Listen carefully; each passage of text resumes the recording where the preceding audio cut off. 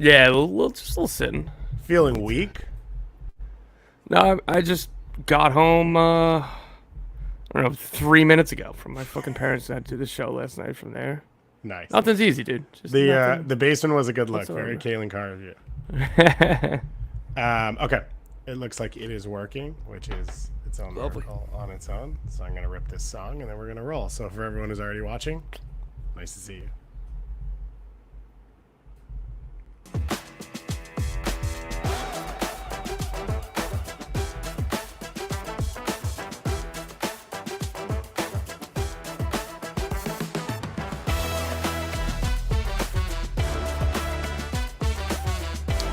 What's up, everybody? Welcome to Soccerwise. David Goss, Tom Bogert with you. We are live on YouTube and Twitch if you are watching. If not, and you're listening to the pod, welcome into the show, everybody. I hope you enjoyed our U.S. men's national team post-game, post-Copa show from last night that I think I posted at 1:15 in the morning, maybe a little bit earlier. If you haven't listened to it yet and you want to hear more about the national team, go listen there because we're not going to dig back into it on this one, although I'm sure it will come up in its own ways off and on. If it gets Sam Stejko back on Twitter, it's a big deal. So there's the potential that it could set us off, all of us off once again.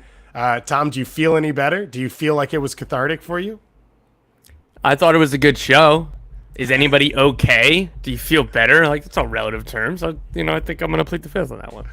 I was shocked. That's actually more positive than I thought you were going to come out on that one. So I appreciate how unviolent it was, considering what I know sometimes goes through your head in sporting moments like this. Credit to the U.S. for one thing; it got us to stop thinking about Isaiah Hartenstein for a few minutes. We got we had a lot of tweet replies from people and stuff like that, being like, "When are you going to talk Hartenstein?" So we didn't, because the U.S. did their thing and did really poorly and all of that. So that at least got our minds off of that. In this show, we've got a big MLS show. As we've been saying over the last few weeks, like, we are into the transfer window space. So a lot of these shows are going to be these big storyline heavy. And then I think we're really going to get to dig into more of the soccer at times over the next few weeks as things go. Midweek MLS action on July 3rd, and then there are the teams playing on July 4th. I think a lot of them are like traditions where they always play on July 4th. I think the Rapids do a big fireworks show and all of that stuff. So we're going to sprinkle that stuff in as we go along over the course of this show. But obviously, we're going to talk Bradley Carnell, the finalist for Manager of the Year last year, the first manager in St. Louis history, fired midway through the second season, let go yesterday about 10 minutes after I finished recording my weekend recap show. So appreciate that from St. Louis. You could have went another hour. You could have just went another hour. It would have given me that boost in the arm that I needed. High pressing, that's what it's all about.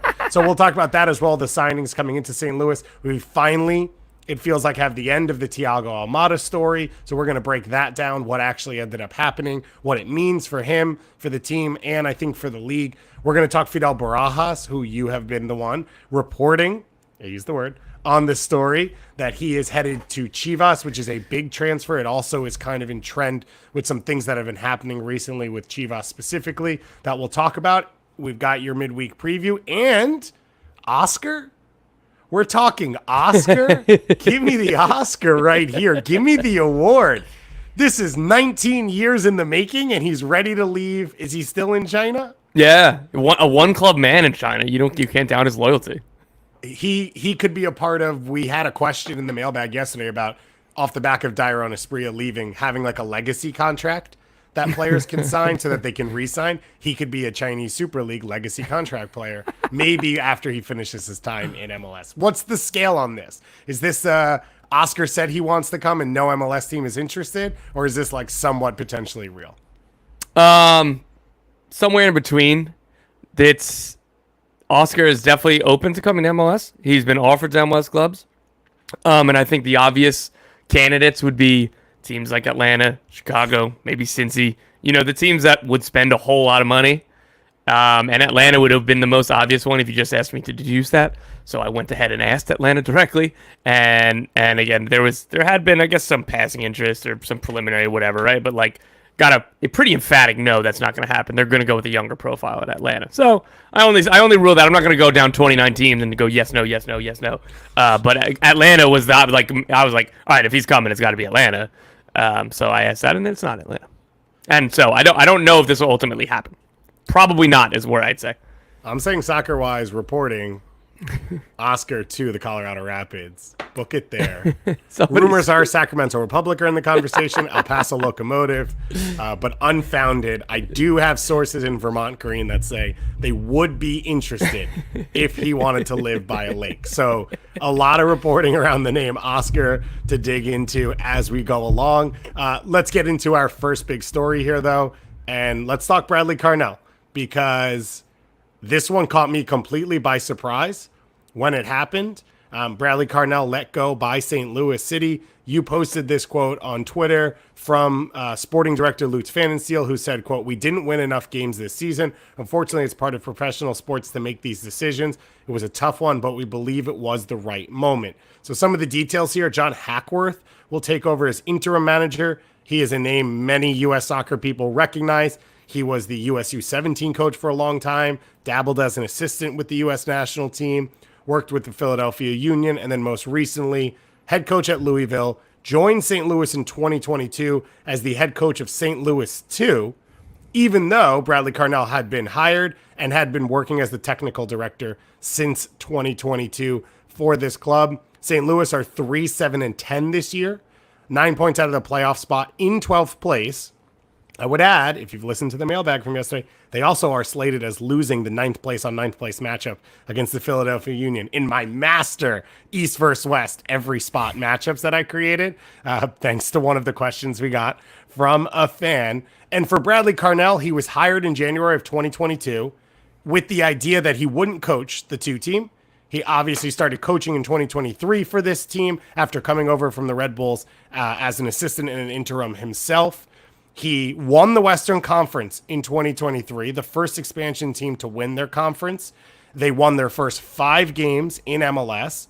They finished the year 2-3-3, not including the playoffs, in which they lost to Sporting Kansas City in the first round. And then on January 31st of 2024, which is the year we are in now, Bradley Carnell received a contract extension from St. Louis City SC, thanks to the work he did in his first year and wanting to lock him down for the future. The details were not published, so we don't know how many more years were added there. Tom, what should we be reading from what is happening right now, and how, I guess, on the scale as shocking is this in Major League Soccer? I thought it was very shocking. For me, Bradley Carnell should have won MLS Coach of the Year last year. That's no knock on Pat Noonan, who ended up winning. These are difficult awards to just pick one person for, but Bradley Carnell got my vote, and I thought he was excellent in his debut season in MLS with St. Louis. It's almost as if he was a victim of his own success and a victim of the expected goals. XG giveth, XG taketh away. St. Louis City, as was a common narrative and a common analysis point, they vastly overperformed their expected goals in 2023, and they're underperforming right now. So they go from first in the West to 12th right now. They were not, let's say, as good as probably the absolute best team in the Western Conference last year, because again, I think that there's a little bit of luck there, but again, I'm not taking anything away. And I don't think that they're as bad as they're showing this year. So Lutz Pfannenstiel at his press conference answered every question with some variance of we didn't win enough games, we did enough games. Part of that was, again, he even said it directly once. He's like, I'm not here to just criticize and critique Bradley Carnell. Like I'm not coming out here to just complain and stuff. He tried to push things forward, but bottom line is they weren't winning enough games. I think it's a little premature. Again, I think that he is a very good coach in this league. I think that he would have earned some more time. But here we are. And to go back to your original point, yeah, I was absolutely shocked, Dave. I don't know where you were on that one. No, I was floored because let's start here. The thought process of a club that hires a manager in 2022 to coach in 2023 seems like a club that has a belief in long-term building, has a belief in not being knee-jerk and not being overreactive. And so you take a team that has not spent at the highest levels in MLS in ways that are not always necessary, but when you talk about really good expansion teams like Atlanta, like LAFC in the past, that has been something they've leaned on to get them over the line early while they build a club culture and, a core and all those things. They didn't do those things and they still got the results. So to now come in 20 games into your second season and say, well, we just don't win enough games is a scary thing to say, because I don't know that a manager will stick here. Like, if this is the scale, how often is a manager going to stay? Because what's your time frame? Is it just every season? Like, are you firing a manager every season you don't make the playoffs? Are you firing a manager if you want to pick your games that you should win? Because even in making the playoffs, right? Joe Lowry talks about it all the time. 175 teams in MLS make the playoffs. Like, you should make the playoffs anyway. Do you pick a number at preseason and say, these are our club goals, and if you don't reach them, you let that manager go? Because over the course of now 18 months, Bradley Carnell has won enough games. Like, if you take last year's season and you add it into this year, there's no world in which he hasn't. It's why he was up for manager of the year last year. And if you take last year's team and you think it was good enough to be that good, then you believe that your team should be first in the West at all times, which I don't believe that that's the case, and you didn't overperform. And then I worry about your judgment of like the landscape of MLS and where your team sits. Those are a lot of my first reactions. Yeah, I mean, look, to play devil's advocate, you could say, or the other side is, there's always pressure, there's always urgency, we want to be better, and that's kind of what they're saying, like, hey, we don't think that the season's lost yet. All of those things are the right things to say, and again, I'm sure that they believe them, so that's the devil's advocate. But for me, one of the things that I like in sports is when teams get to grow and evolve, and we kind of get to know the intimacies, like, rather than players changing teams a ton, rather than coaches being changed. Like, Liga MX, it feels like every team changes their manager every season. Again, MLS still isn't there. You still generally get more time and have a chance to really try to build something. But again, like, if first in the Western Conference for an expansion side that everybody had bottom two in the Western Conference in the preseason predictions, like, if that doesn't earn you even a full year to try to write things, then like, what does? And again, club by club is different.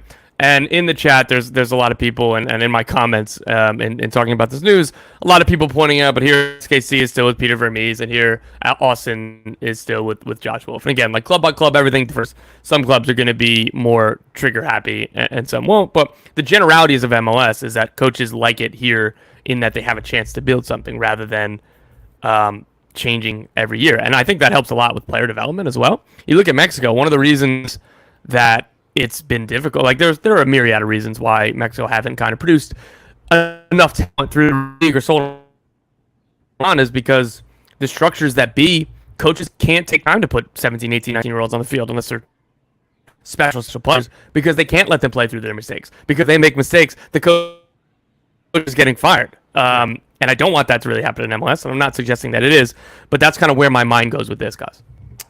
Yeah, it is. I think it's really hard to build long-term projects. It's funny because a lot of times people say, like, there's no pressure in MLS, right? You can go to the butcher shop and not get yelled at, which obviously when you played with Hoffenheim, clearly from your sleeveless stuff that you've got right now, you've experienced that. This is there are now 6 openings in Major League Soccer right now? Yeah, including San Diego and including Nashville, which isn't open. Like, BJ Cowan, BJ Cowan is getting a job. I'm expecting it to be announced ASAP. But Nashville fired a coach this year. Yes. To go into that. So 5 coaches have been fired this season, and we are just past the midway point of this season. It shows they're like, yeah, you can build a project, but also, like, there is risk and there is expectations. I think part of that goes with the churn of, like, sometimes front offices flip. And if a front office flips and it's not your person anymore, for example, Gonzalo Pineda was not hired by Garth Lagerwey. So now he's in a different situation going forward, although I thought Pineda got a really long time in that job. And so things can change around you pretty quickly, and there is pressure. I just don't really understand how much better it gets for St. Louis. And I think that's the part that's tough for me, is you got a manager originally who played the system you wanted and had been sort of steeped in it through the Red Bull family and coming over from Germany and all these things for years, was a younger manager who it felt like was someone you could build around for a little while. And then you have this break so quickly. And now we're seeing the things about Sam Adeniran being pushed out of the team, being brought back in the day after Bradley Carnell is out. I wonder sort of about the structure of this team and like how everyone is involved. What's the manager's control? What's the interactions between the manager and sporting director and Lutz Van Insteel? You've got the team CEO and president now at this press conference who came from City Football Group, which shouldn't really be on the sporting side, but obviously is over everything. And I think for a club that 8 months ago felt like they had a clear identity and pathway forward, now you're sort of lost in a way that feels self-inflicted. Yeah. And is this roster good enough? Like what were the realistic expectations for Bradley Carnell and this team? I'm going to throw out some stats here. And I think the two that are most damning just in terms of their, like not play style, but just in terms of some of the underlying numbers stylistically. They are second to last in MLS in XG conceded per shot, aka they're giving up high quality chances. And they were 28th in XG per shot for themselves. So the shot they were first in MLS in shots, but they weren't high quality shots. So whatever's happening this year, the play style wasn't exactly getting the same amount of high quality chances. And there's been a couple of comments in the chat about, yeah, because center backs aren't passing the ball to João Klaus for breakaways. Fair enough, right? But this team didn't kind of grow over year. They did not replace Nico Gioacchini. Again, we've said it on the show. I really like the additions of Cedric Twychert and Marcel Hartel. Hartel was just finally announced today. But they can't play for another 2.5 weeks. So this could get worse before it gets better. They are home to San Jose Earthquakes tomorrow. If there's ever a time for regression to the mean to happen, it's at home against the San Jose Earthquakes right now. Yeah.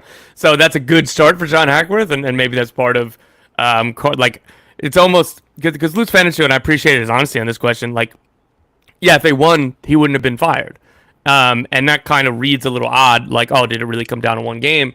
But the other side of that is, if you had predetermined you were going to fire him, why wouldn't you have done it before the game? Like, so that result had to have mattered. If he gets through that game, he has a home game against San Jose. What happens? Like, there's a sliding door moment, right? Yeah. It's silly, it's stupid, it's MLS, but like, these are real things. Let me add to this actually, because in the thing I mentioned with Sam Adeniran and sort of the idea that he was pushed out, Carnell didn't like him. Clearly, the club wants him back in, and some other players. It feels like AZ Jackson is one of those players.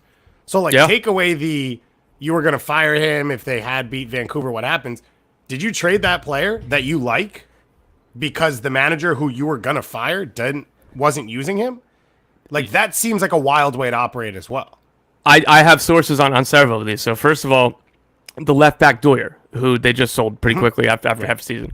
The front office believed he was going to be a top 3, top 5 left back in the league. And now, again, you're going to say that about a player you just signed, but like, they had really high hopes for him. And part of the reason they let him go after half season was just like, look, if Bradley doesn't like him, like, we're not going to hold him here and just he's too good to be a backup, right? And they didn't want to kind of stand in his way career.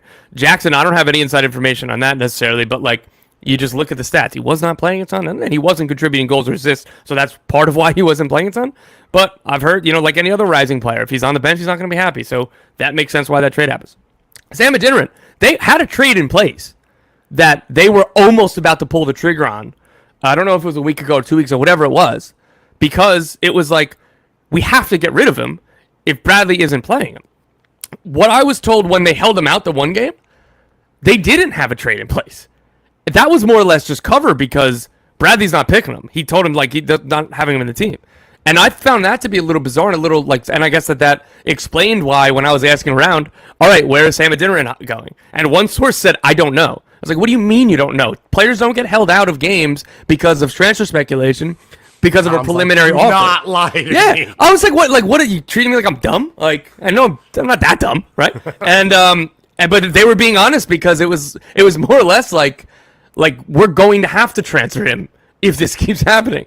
And so you think of it in the other way. So the trade that was on the table, the other team came this close to getting Sam Adeniran. And I was talking to them, and I was like, I assume that means that proposed deal is off the table. And they were like, yeah, sometimes it goes that way. So again, like to your point, it's probably not ideal to be moving players around, but like if they believe in Bradley Carnell and trying to give him every chance to the end, like some of these things make sense.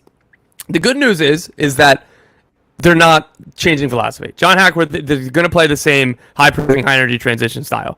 And I really like that in terms of cohesion, top to bottom. That raises the floor, and that means now when you change coaches, whether Hackworth is the interim for the rest of the season, which he might be, or if they bring in somebody else soon or at the end of the season, it's all coherent. It's not going from Wayne Rooney to Troy Lozane or Hernan Losada to Wayne Rooney to Troy Lozane over 3 years and having to every 6 months, we just signed an aerial dominant forward and then we traded away Julian Gresso and then we brought in Wayne Rooney and he wanted to really maximize Benteke. So we just traded away the best crosser in the league because we hadn't hired the coach yet. And things are just going in circles and like Chicago Fire. A revolving door of play styles and thoughts and ideas. St. Louis isn't going to have that issue, so I just wanted to point out that positive. You mentioned Hackworth. Coach Louisville did really well back as a first-team manager again after pretty much not since the Philadelphia Union. I think they won one USL championship, went to back-to-back finals, and then he quit clearly for this St. Louis job.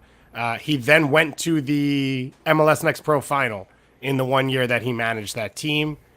In the 2022 season. Yeah, playing with João Klaus and Roman Berkey. And that was an MLS Next Pro team playing an MLS Next Pro, but whatever. We got the results going forward. So I guess my question would be, do you think that this is his job to lose? Do you think there's an obvious name that gets connected? Are we back into this list that we have now memorized because we are doing it for a third time in like 3 weeks on this show? A couple things here. One, I think that'd be too strong to say it's Hackworth's job to lose. I was trying to ask around and be like, is this what he wants, or does he want to still be technical director, or like if he wants to be head coach, and things are going well, and then like I have a lot of respect for John Hackworth, so I assume things are going to go well, or at least better.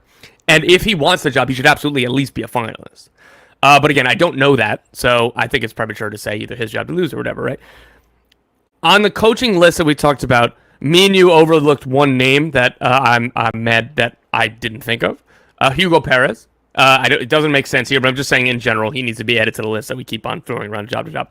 Thirdly, St. Louis does not strike me as a team that's going to go look at Gio Savarese or Adrian Heath or Hugo Perez or Nico Estevez or Lucas G. Gonzalez. Like, I don't know, where's your mind at in the two Bundesliga? You know any good coaches there? Like, and that's like, I'm not saying that facetiously, and I'm not saying that as a joke. Like, Marcel Hartel looks like an awesome signing. Teutschert looks like a really good signing. Loven, Klaus, those are really good signings. Berkey, obviously. So, like, that's where they've done their best work. And again, even Bradley Carnell, he's a Red Bull assistant, but he had so much history and experience in Germany. So I would assume that they're going to go there. And I just don't have the knowledge of the mix of coaches right now in the lower Bundesliga or the second division to make any suggestions. Yeah, I would agree with you. I think it would be safe to say that there's a good chance this coach has not worked in Major League Soccer before, or if they have, it's in the past, and that they are dipping into what Lutz Van Steel has dipped into this entire time, which is his background in the German setup, his background especially on the lower end of the Bundesliga into the two Bundesliga, which some people believe is competitive, if not better than Major League Soccer, and it's the cheat code, and you can figure everything out. And we could dig into that another time when we have a little bit more time. We don't have to do that. To chat. You mentioned the signing, which went official today, I believe, Marcel Hartel. Correct. He is a designated player coming from St. Pauli at the time, 2 Bundesliga, helped get them promoted. We talked about it a bit when it was first reported and connected. Crazy goals per game ratio over the course of the season. Incredible attacking output. He is a player who does a lot of the things that fit this system. Progressive passer, tries to play north-south, takes players on, doesn't care about completing passes. Like, when you look at his game profile, you are talking about a high-pressing player. Yeah.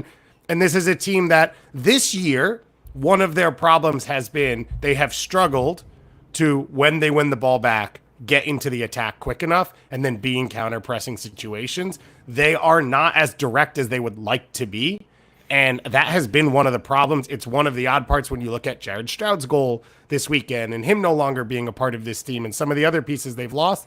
Now, I don't think any of those pieces are good enough to carry a team, and this is kind of what you're looking for, which is a DP that fits your model.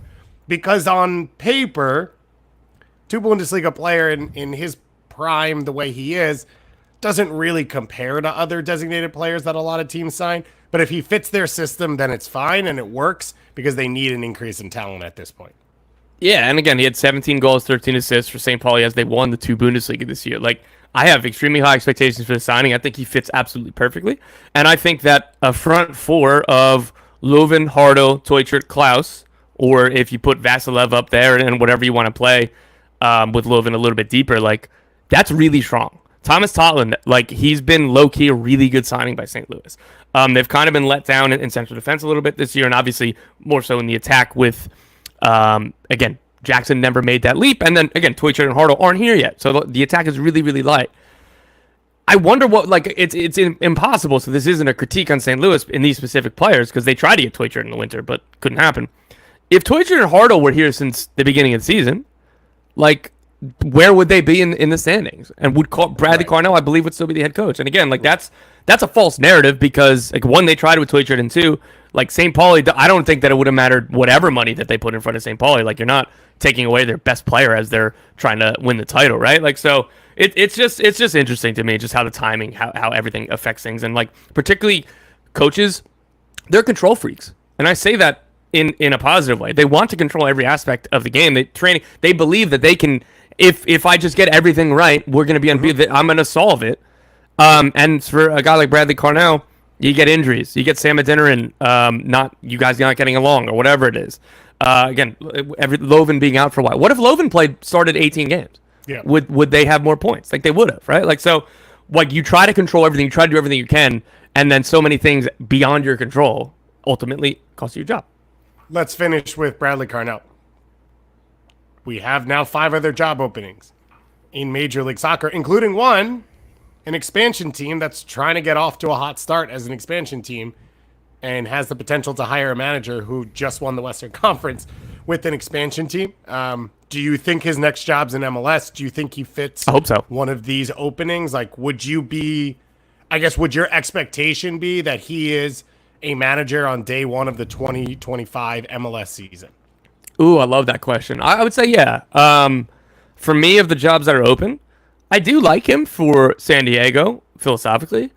I don't know. You know, the right to dream, everything else. Like, I don't know if they're going to go outside of MLS for their hire or not. And as for other jobs that are open right now, San Jose. I think that'd be a good fit. And again, the youthful nature of the way he plays. Again, one of the very good things about gegenpressing is you can do it without signing Insigne, Bernadeschi, or Shaqiri. Again, some of these aren't great examples, but my point is you can do it very well, and it works better if you're not signing a $10 million player to put at the top. And guess what? San Jose ain't doing that. So, like, I think that could be a way to maximize the youth development there and maximize, the low spend. Like, Philadelphia Union is a team that's been playing some semblance of this system, not balls to the wall like St. Louis have, a little bit of a different, takes and tweaks on it for Curtin, but they've been one of the lowest spending teams in MLS and one of the best. And that comes with hitting on Jose Martinez and Gazak and Carranza and everybody else, right? But, like, if I'm San Jose, I'm making the call. I would throw in San Jose's technical director is John Wolyniec, who worked with Bradley Carnell when Bradley Carnell was the interim for Red Bulls. He was sort of his assistant throughout that time, and then obviously worked in that Red Bull system as well. That was the first one that came to mind for me, which is San Jose. We just talked about don't really have a stylistic plan. This is a way to lean into one pretty quickly. I agree with you on San Diego of, like, I think there's more in the right to dream system that you wouldn't bring Bradley Carnell in, but at the same time, if you are an expansion team, you have to talk about it. Yep. Because you're looking at a guy who just did it and, like, understands the trials and tribulations of all of that and could be really good for you going forward. So a lot of chat there about this St. Louis story. It's a big one. They hit the ground really, really hard in year one. It has not been the same here in year two. It feels like a no-brainer in that market of, like, they're not going to go away. They're going to sell out game after game. Fans are going to be there. The question is, like, what's the expectations in terms of performance with that, and how do you keep people involved? Shout out to Dan Nye in the chat, giving us a ton of good stuff. He is a Crew fan, so he's very intrigued on the AZ Jackson. And shout out to Del Schaefer, who is clearly going through it with the U.S. men's national team and has chosen me as the target to experience all of that. Yes, all of the things you say about me are true. I believe I am Greg Berhalter's best friend and all of those things. And coaches don't matter and all the other stuff that's going on in the chat right now. Nothing matters with him. Yeah, which I appreciate. So thank you for being a part of this, and thank you to all of you that are watching live. Let's go to our second big topic, Thiago Almada.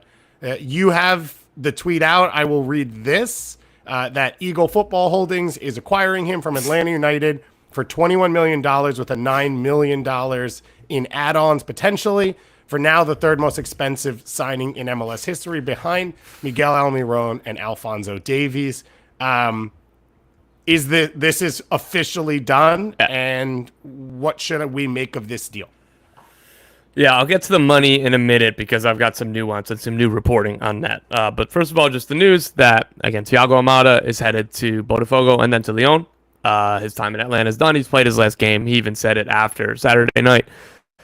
This deal is $21 million up front, which is the most money up front in MLS history, not including add-ons. Alphonso Davies ended at 22. I can tell you all of those add-ons hit. So right now it's behind that.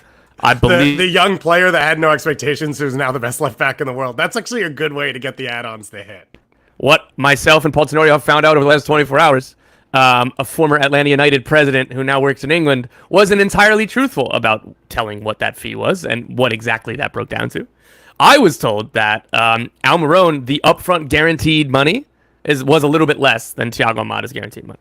Some of those add-ons have hit, but I don't know if it's all the way up to $27 million. I'm trying to get an answer on that, and it probably would have been better if I just waited to not say it until now, but just screw it. We're just going to... I think that's an important part of it, and it's...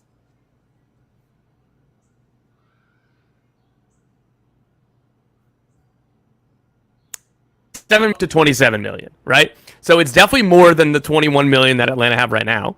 What I was told in this deal for Almada, Atlanta are extraordinarily confident that the add-on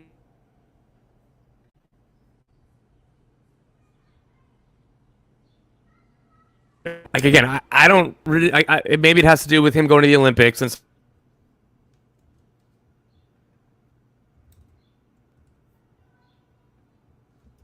but why doesn't it just go straight to the loan? Whatever. So we'll see where that goes. But yeah, the Thiago Almada era in Atlanta is over, and this team, we've talked about it, their pivotal summer keeps on getting bigger and bigger. We're going to try and work on Tom's internet right now for anyone watching live for a quick second. I got most of that, which was you still don't know about all the add-ons for all the other ones. So where it falls, I guess the confusing part for me, and you've made it sound different than I processed it originally in this conversation, in which where you're setting it in ways that are record-setting in MLS, is that they bought him for so much. And so the conversation for so long was, well, if you buy him for $15 million, you have to sell him for 28 and 30, and you're going to break all these records. And it felt like you were going to break those records out of that initial sale to that big team that you talked about. And so I look at this and say, as of now, they've made about $5 or $6 million off this sale. That's not that much more than Frankie Amaya. That's not that much more than Aiden Morris. And we're talking about Thiago Almada. And I get that, a lot of this is relative. And if I'm Atlanta, I don't really care because, if I'm Garth Ogway, I get the money back that I want to respend. But it just feels off from the conversation we've been told, or the comments we've been getting for 2 years from Atlanta saying, we're going to break this record and we're going to smash all these things. It feels like that isn't really what happened. Or am I reading that incorrectly? Yeah, I agree. I think that, part of that discussion, and again, Paul Tenorio and I did a anonymous GM survey, and one of the questions was, is Thiago Almada going to break the outbound transfer record? And the majority was people saying no because they just don't see somebody spending $30 million right now on an MLS player. Yeah. A lot of them that said no were like, this is not a knock on his quality. This is not a knock on his potential. It's just hell, again, Alphonso Davies was $15 million up front. Miguel Marone, we're finding out, was more like $19 million up front. So, and again, some add-ons have hit. I don't know where I cut off, so I'm just going to repeat myself here. That I don't know if it's gone all the way up to $27 million, but still, the point is, it's really difficult. That pool of that pool of clubs that can spend $25 to $30 million up front on a guaranteed deal is not that large. And those clubs are not usually shopping in MLS. Yes. Yeah, and Thiago Almada is an exception. Again, nobody's doubting his quality or his talent, but it was just an uphill battle to try to get that money up front. So I do think, in one hand, weren't last year? Didn't we hear Feyenoord or something where it's like they've never spent that money before, and it's like you can just name teams if you want to, but you are entering the sphere of like there are the 20 super clubs that could spend that money unless they've just sold someone at that number that they can flip back. Yeah, like Ajax called an intermediary. It was like, do you think that they'll do it for 15 million? And the guy's like, I'm not even going to ask it. I'm going to get screamed at. So yeah, it's a good point. It's a fair point. And again, Atletico Madrid were a team that came up. Napoli were a team that he was linked with, but none of those offers ever happened. Yeah, Premier League clubs can afford this, but does he make sense? Is Bournemouth going to spend 30 million? Does he make sense at that club? If he goes to, I don't know, Fulham, could they do it? Or Tottenham? Tottenham's not going to spend 30 million on somebody who might start as a rotation player. Yeah, and this is one where you talk about a Brighton comes into play. They would have tried to buy him 2 years ago at that $15 million number, and they're not going to spend the 30 million to get him. Yeah. So now you're in a West Ham conversation, maybe an Aston Villa conversation, and he would be going up against players who have a bit more of an assured resume in some of those levels. And so it's a lot of money to spend on an unknown thing. And it feels like now I think for Atlanta, the best part is you can cleanly reset. You've got a new manager. Yakumakis is gone. Whatever you build starting tomorrow, even if the number doesn't come back as this astronomical thing with Almada, it is something that you can hopefully build for the future. It will be interesting in that the Almiron thing hit well. And it seemed like there was this idea that they were going to roll a player like that on from Almiron into Barco into now Thiago Almada. Obviously, Barco didn't work out. I don't know how it affects winning, and I don't know that that's Garth Lagerwey's plan. It was not his plan in Seattle. It was not the way he functioned. He operated on getting players that were in their prime that could win for a sizable amount of time, and maybe on the back end of it, you flip them out for enough to reinvest in the team. Obviously, it feels like his ability to invest in the team in Atlanta is different than Seattle. So maybe he's not even confined by that last part anymore. It just feels hard for me to believe that anyone in these DP spots is younger than 26 at this point. I think Garth's going to try and build an MLS Cup winner for today out of these moves. Yeah, that's where my view is as well. When I said that Atlanta we're going to go younger than Oscar, that doesn't mean U21, right? I would be very surprised if they do it that way because of Garth's philosophy, and not just from my own reporting or my own knowledge or our own knowledge or just being around. He said this out loud. He's been I think to play winning soccer, you get 3 DPs in your prime, and that's the best case. Yeah. This team has brought through youth. We're going to talk about Caleb Wiley soon. The best way for some of these young players to excel, and I'll go back to Jim Curtin on this because he says this a lot, the best foundation for development for those players, people get confused with development and assume that it's just going to be a U23 team. That's not the best scenario for these players. The best way to bring in a Caleb Wiley is to have Miles Robinson as a center back and Saba Lobichenite, Thiago Almada ahead of him, right? This is the best way for those players to develop. So they can still do both, but the most important players on your team are your designated players. And Garth Lagerwey has publicly and privately said his philosophy is in prime DPs, and that is firmly what I'm expecting. Let's talk about these 2 other stories and actual signings that are happening. So first of all, you mentioned Caleb Wiley. The rumor is connecting him. Sorry, the reports. But we don't have exact teams, right? We're talking about Chelsea, or are we talking about Strasbourg? I didn't understand which. Yeah, so the news here is Atlanta United are in advanced talks with Chelsea over a deal for Caleb Wiley, and part of that deal would be Chelsea would loan him to Strasbourg immediately. Strasbourg and Chelsea are owned by the same group. So again, we're going to have to get used to this multi-club ownership stuff and saying things like Blue Football Co. or whatever the parent company now is for Chelsea, or Eagle Football Holdings instead of saying Crystal Palace or Lyon. I hate it. Just want to point it out there. But that's just, here we go, modern football, eh?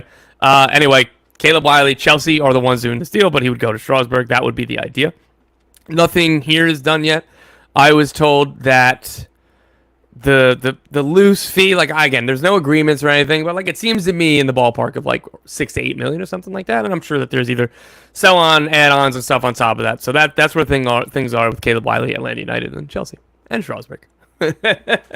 Strasbourg, located in the Alsace region. There's a Strasbourg restaurant near my home, so I know about it now because of that. On the German border, very German town.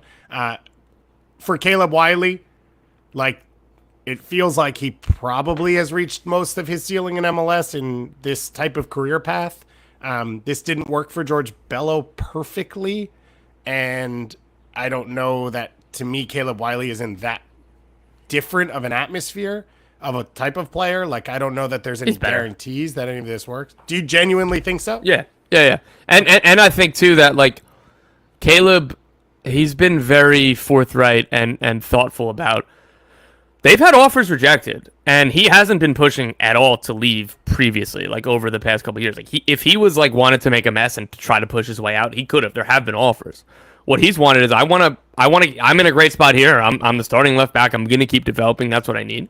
I don't just want to go to the first place, because if we go to the wrong spot, like, that could stunt my career. Like, George Bello went to Arminia Bielefeld and suffered back-to-back relegations, and now he's kind of rebuilding in Austria. Like, obviously Caleb Wiley doesn't want that to happen. So he's been a thoughtful kid, and look, he's got 100 professional appearances, like 80 of which in the first team with an MLS, and then the rest with the second team. He's gotten a taste of the senior national team. He's going to be part of the Olympics. I assume that Chelsea's going to still let him go, but I guess I don't know for sure. All of this, like, now is the right time, and now would be the right deal, I think, for Atlanta. I think this has been excellently handled by all parties, and, we were talking about Aiden Morris being, an absolute home run, win-win-win, all of that. Like, I feel that way about Caleb Wiley in this, like, to a lesser extent, because they didn't have the trophies to come with it. But Caleb Wiley has been here for several years. He's developed. He's been in a good team. He's been in a team that's mattered. And now Atlanta are reaping the reward for a nice financial package, and Caleb Wiley is going to somewhere he wants to. And I think he's been a bright spot in a downtime. Like, when he stepped into the team, there were no options. Like, the first team was a mess, and he established his spot. I think wingback's his best position still. I don't think he defends well enough to be a true left back, and I don't know that he's dangerous enough consistently to be a true attacking and left winger. I looked at one game on Google that's for Strasbourg. It looks like they play a back four, so I don't know how that works out. Brian Reynolds, another name that sort of comes in here, where, like, Reynolds was truly an attacker, sort of converting to that fullback position. It took him a while to find his feet. Roma wasn't the right spot, and now he has in Belgium. So good luck to Caleb Wiley. I think it's really interesting. Atlanta have already signed the replacement, it feels like. Pedro Amador, 25-year-old Portuguese left back, has played with Braga and Moreirense, so has bounced up and down between the Portuguese first and second division. You could understand this is a spot where bring a guy like this in on a 3-year deal that's locked in as a potential starter, but not someone that you're spending so much on, because then you can continue to fill this spot with academy players. Atlanta United won the MLS Next Championship last year at the U16 level. Moving into the U17s, their two best players are their fullbacks. So the hope is you're leaving those spots open for that next generation of players, and it seems like a position that makes sense where you can safely get young players on the field, protect them still a little, where they're not so exposed where they're playing center back or playing in midfield. And then if they're talented enough in the attack, you can move them higher. If not, that's where they remain. It's worked now with Bello and Caleb Wiley, and I would assume they continue to try and do that going forward. Question from the chat. Nathan Hale says, how did Caleb Wiley get away without getting a red card this weekend? If you saw at the end of that game, it was a fight between him and a Toronto player. The Toronto player was holding his jersey. I can't remember who it was right now. And he kept pushing and pushing, and the player kept holding. And I think it was like, it's either a double red or no red. And I think we're all okay with leaving the players on the field. And in fairness, everyone handled it well. And then it led to one of the great moments of the weekend. Luka Gavrin rolls the ball out. Jamal Chair is able to pick it up off him, score it from behind, and win the game. Pandemonium. What a moment, I guess. Sucks for Luka Gavrin, but like a wild moment for Atlanta in a game where it felt pretty frustrating for them that they weren't going to win. Yeah, are you giving Caleb Wiley credit for that because he put his hands on somebody's neck? No, I was just connecting things and connecting things as we went along. But let's talk one more transfer here before we get into our midweek previews. Fidel Barajas, give us the report here. Give us the understanding of what's happening. Yeah, Fidel Barajas to Chivas, that deal, if not already done, it's about to be done. It's either going to be announced today or tomorrow is my assumption. He's being signed by Chivas for around north of $4 million with a sell-on clause as well. This is very interesting. I did not see Fidel Barajas leaving Real Salt Lake so quickly. Real Salt Lake did not see that either. This deal came together very, very quickly. Chivas identified him and said, we really want him. And the deal came up, again, it materialized very fast.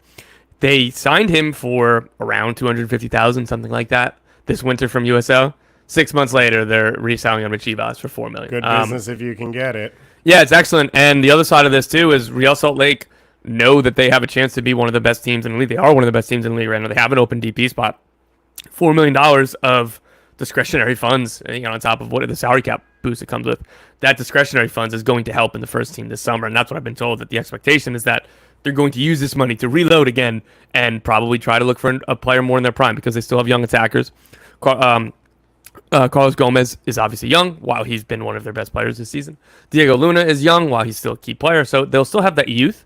But I'd expect them, again, to turn around and make a significant signing this summer. It is a fascinating move. I think the surprise comes for everyone. The problem with this is Chivas operates outside of norms. And if you get the Chivas option, that doesn't mean the next $4 million offer is around the corner. It means Chivas wants him, needs him right now. They are stuck by the constraints they are stuck by. And that's where everyone has to move quicker maybe than they'd like to. And for RSL, at that point, it's a no-brainer of you're probably going to get more in this deal than you're going to get. And you'd get production from him for years. Maybe there's another deal in 2 or 3 years at a similar number. And you've gotten 3 years of what we have seen now is already high-level MLS play. But if you get a shot at it, you take it.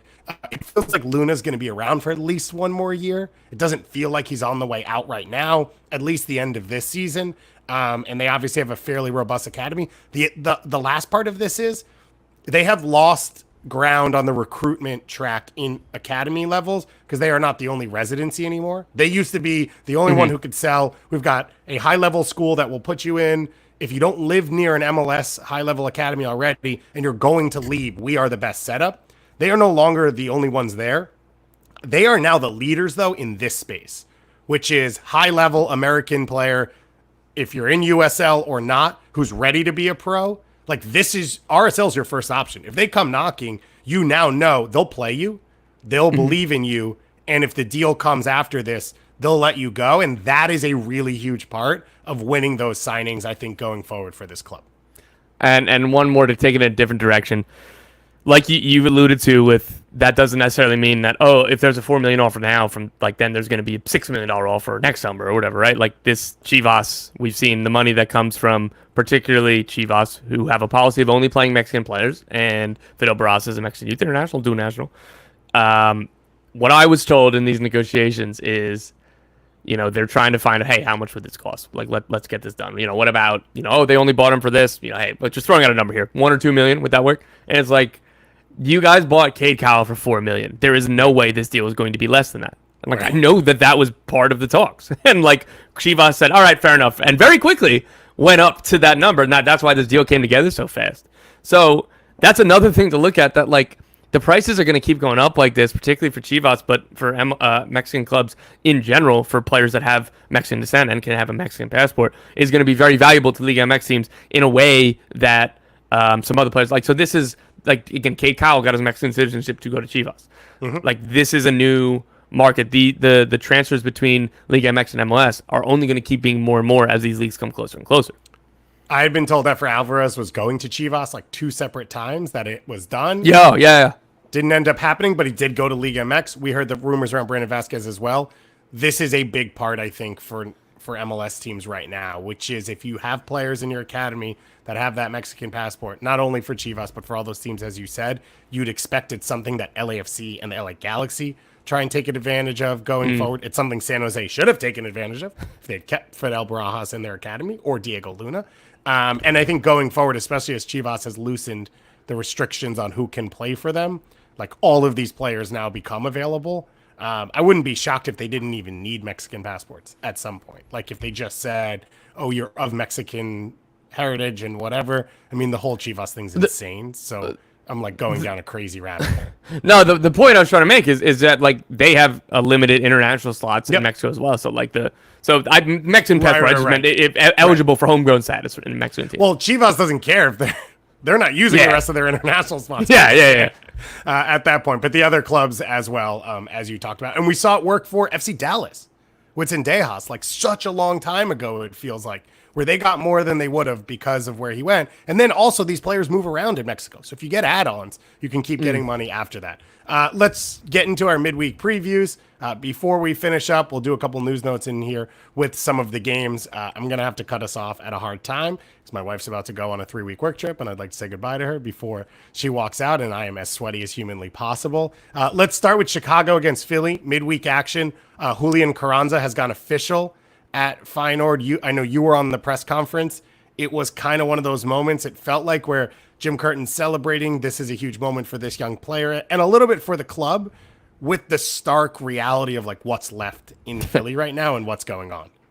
Yeah, Jim Curtin was speaking glowingly of Julian Carranza. Some of the quotes was like, I've been lucky to work with a lot of really good players over the years. Julian is one of my favorite players I've ever worked with. He used the phrase, he's a dream striker. He represented this badge as like Curtin like literally pulled at the badge that he was wearing. Like you could tell that it was genuine. It was really cool. And these are the kind of connections that Jim Curtin in particular is really, really good at building.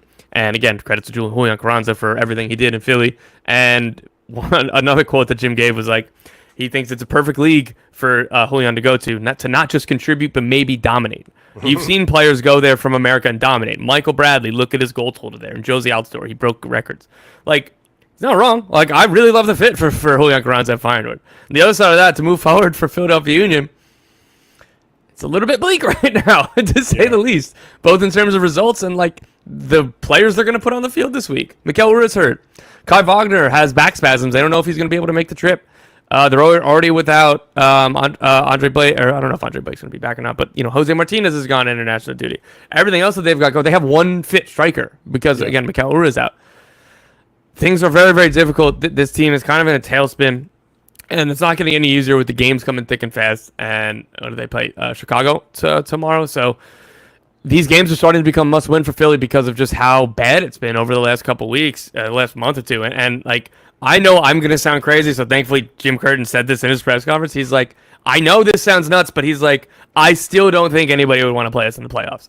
And I was, I usually hit back at that phrase because, like, yeah, if you're, like, that's the whole point of the playoffs is everybody's supposed to be good. But, like, maybe it's just because we've seen all of these players, this coach and these jerseys and everything else have really strong runs in the last 5 years, and I keep on holding on to something that maybe isn't there. But, like, I still think, like, I don't understand how the defense has been so bad. I don't understand some of these things. So, like, again, I'm probably being crazy, but, like, I still think there's a run in this team. I think that's fair. I think it's fair to trust to an extent like what we've seen already versus other teams you're talking about complete unknowns. And like, oh, can this team do a thing they've never done before? A lot of the defensive issues have been uncharacteristic individual mistakes, especially from Glesnes and Elliott, where you talked about the strength of this team. And a lot of it's happened without Andre Blake on the field. So if Andre Blake does come back, is healthy, does that change a lot of their reality? I would also throw in, before this spine of this team came together and competed for Supporters Shield and MLS Cups, Jim Curtin made U.S. Open Cup runs. So, like, there's a little bit of magic in single-game knockouts for him that he has been successful with.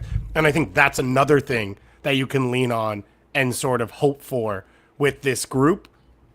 The worry is just the pure energy of, like, as a team that thought they were here, when you fall off, and if you're listening to the podcast, I'm using hands, higher and now lower. If you fall off that cliff, like, is anyone really holding on anymore? Is it start to become infighting? Like, have you reached the end? Have you reached the point? And I think that's a worry for this team. Big worry. And it's a worry because you've got assets that you could probably move inside of MLS for good assets, probably not outside of. And I don't know how quickly you can rebuild a team or add into this over the course of whatever time you have left this year. With that setup. So it's a tough one. Chicago this week. Chicago's coming off a heartbreaker in Seattle. They had the lead. They were not able to get on the ball at any point over the course of that game, and they ceded possession. And on the one hand, you can understand that. On the other hand, this team needs to be more goal dangerous in those moments. There has to be more transition danger in this group. Chicago, it feels like, is slightly moving in the right direction. Switzerland won, so that's great for them. Shaqiri's still unavailable and there, but that's something to look out for on this Wednesday night. Let's talk Minnesota real quick.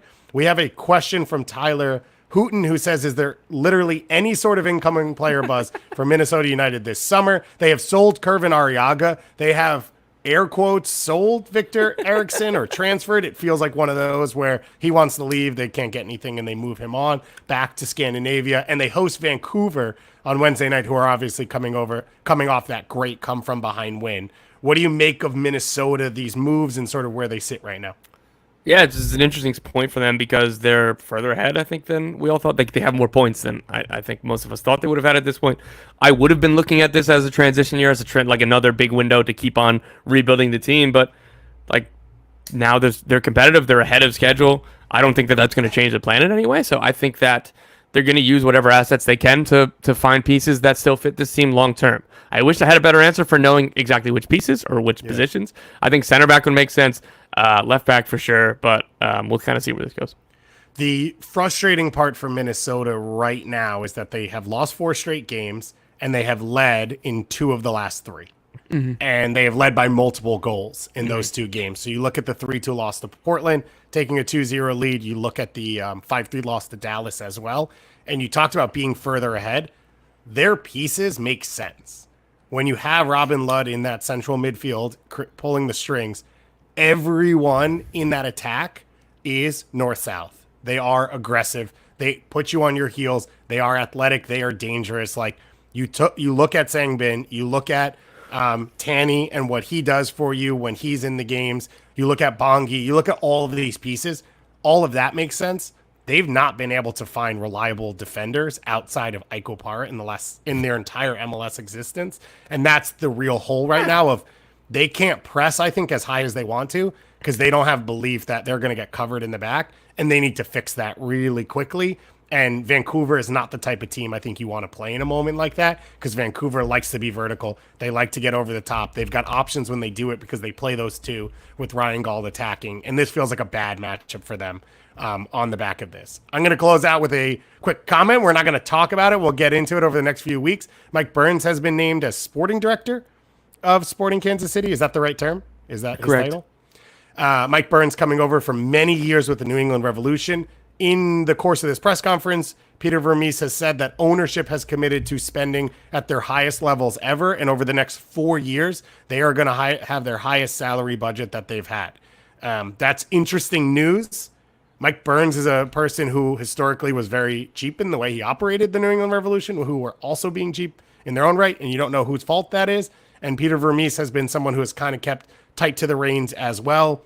I think there's a lot larger issues to dig into and analyze with this Sporting KC group, with this club, and I think we're going to have plenty of time to do that right here on Soccerwise because that's what we do. So normally we are live every Tuesday, Wednesday, Thursday, 2 p.m. Eastern time talking MLS and NWSL. We'll be off on Thursday for July 4th so that I can eat like 13 hot dogs to make sure that I get max sodium.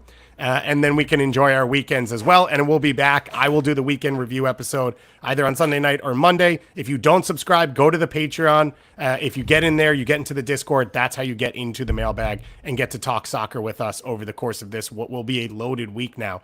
In MLS, last week for NWSL before the international break. And they have, for the first time ever, 2 teams on a 9-match unbeaten run facing off in Kansas City and Orlando coming up on Saturday. I'll have Lori Lindsay with me, filling in for Jordan tomorrow to talk all about that and all things NWSL. And of course, if you missed it, you can go and listen to our U.S. men's national team reaction show from Copa America, of course, last night with the devastating loss for them and everything going on. But for myself and Tom here, you've been listening to Soccerwise. Thank you for being with us. Thank you for listening. Shout out to the chat for being here on the live show. Have a good one, and we'll talk to you again very, very soon.